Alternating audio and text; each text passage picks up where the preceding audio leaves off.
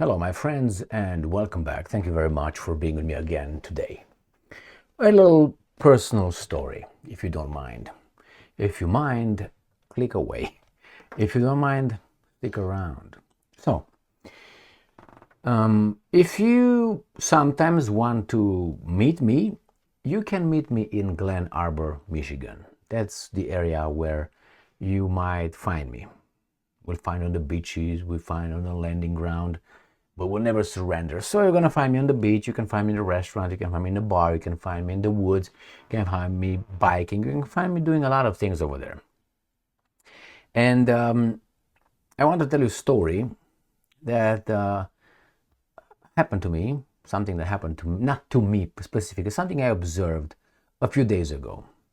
So I went to Glen Arbor, downtown, the city. Glen Arbor is a beautiful, peaceful town. It is a holiday vacation town with a lot of little things that you do, but it's mainly certain kind of people go to Glen Arbor. Not only because other people will not find it interesting, is because it requires money and time to get to Glen Arbor from, let's say, Detroit, all right, or let's say Grand Rapids or Lansing, Michigan, or I don't know, Saginaw or Flint. Ugly cities, mind you. Big cities, nevertheless. I do not like big cities. So people who are the city people who, have a different kind of view of life and nature, would not like really Glen Arbor, because Glen Arbor has a certain kind of flavor. So nevertheless, I went over there for some, as I said, I ooze around Glen Arbor, and I went to a restaurant bar. It's called Boone's. It's with a terrace outside, live band, and people. 99.9% of the people over there are white. And you can tell by the way they are, which is their not being fat fucks, or the way they behave, that they are not really, in the ghetto as the snow flies, you know what I mean? Or let's put it, trailer. Different kind of people. I like them. I don't know why, but I like them. I know exactly why, but I can't say it here. So I went to this little restaurant over there, and I was minding my own business. There were a little trio band playing some, I don't know, soft rock, maybe country kind of music. It was there were two guys with a guitar and a lady with a little drum, biggie. They were about, I would give them 60 and up. It was a woman and two men. And looking at them, they looked very much American to me. Okay?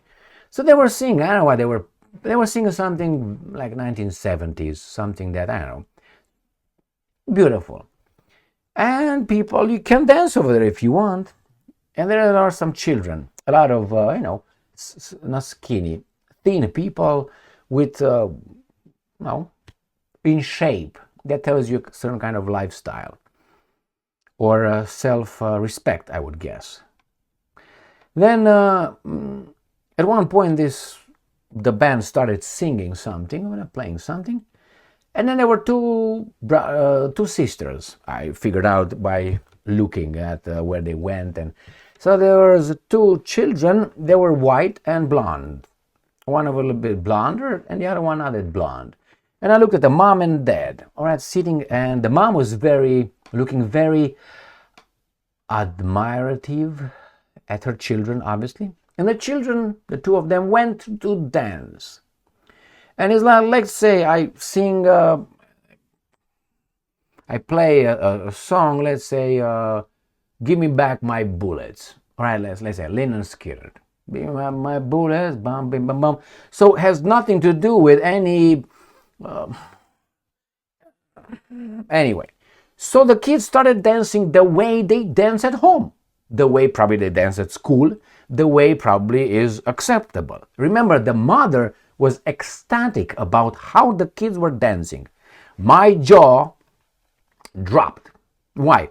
They were singing something Lynyrd Skynyrd, and let's say, in a folk kind of version, and the kids were dancing like booty dancing, booting like that, twerking. The kids, I will tell you the age, they were holding their leg, their ankle, and doing all kind of things that you see. I know Brianna, The Stallion, Beyonce, those kind of artists. But the music was not for that. So while the kids were doing and they were very ecstatic about it, the mom was like wet all over the place. And I was like, so many things I learned about the family, the society that fucked up that family and those children.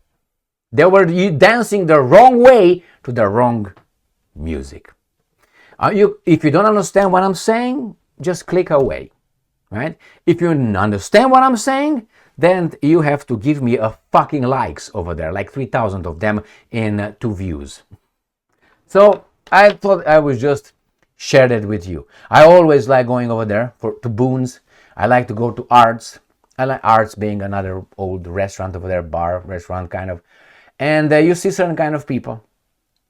You will see people who are dressed nicely with taste, not slobs, not much diversity except a few baboons like me who are behaving because they are in a way in a minority. Not that we can't. I'm just giving you, I'm exaggerating. I ran away from people.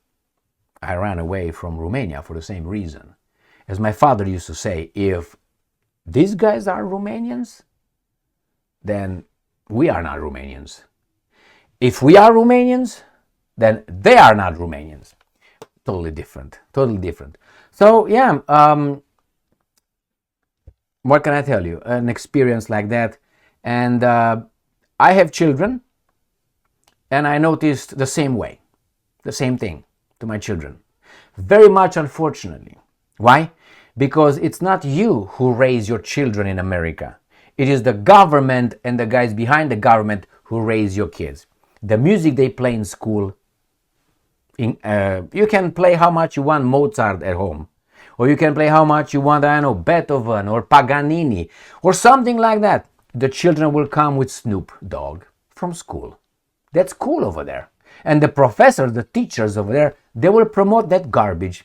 And they will outdo yours. Well, it's not that you lost respect, but it's peer pressure. And they live most of the time, the children in America live their lives with strangers. They are educated and, have their upbringing dictated and shaped by others, by strangers. Strangers with lack, strangers easily influenceable, and they drop that garbage on your children. How long you see your children? You go to work. You see your children what? Maybe half an hour a day, and they are like 10 hours a day or 9 hours a day in other people's hands. So those children over there were not the product probably of the family, or the product of something else. But they danced the way they were taught to dance, to express themselves. That's the way they express themselves. Twerking, booty dancing all kind of Brianna and very sexualized dance. The children, one I think would be about 7 and the other one probably 10. Very young. And they were exposed to that kind of subculture. Thank you very much for being with me again today. You might not like this. Well, we have preferences, okay? I was just sharing with you. You like it or not. I didn't like what I saw, but hey, remember, I worked with children a lot, and I know what's going on. I know exactly what's going on. It's not coincidental. Tomorrow, if you want, starting tomorrow, if this country wants to make the best-selling artist and be listened to the most, let's say, Antonio Vivaldi, they will have it in about 5 years. In the 5 years, Antonio Vivaldi will be the greatest selling author in America, and everybody will know the Four Seasons or whatever they know.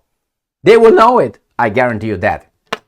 I think it's an orchestrated thing. They will make movies with Antonio Vivaldi and so on. They will put it on the cereal boxes, Antonio Vivaldi. They would show you advertisements with Antonio Vivaldi. Antonio Vivaldi will be promoted, and everybody will be looking at Antonio Vivaldi as to God.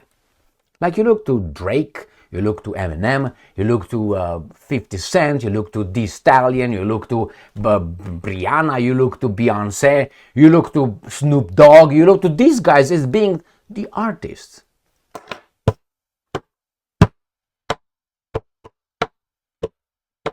You want me to do it? I can be a selling actor right now, but that's the artist for you. Fuck it. Thank you very much for being with me again today.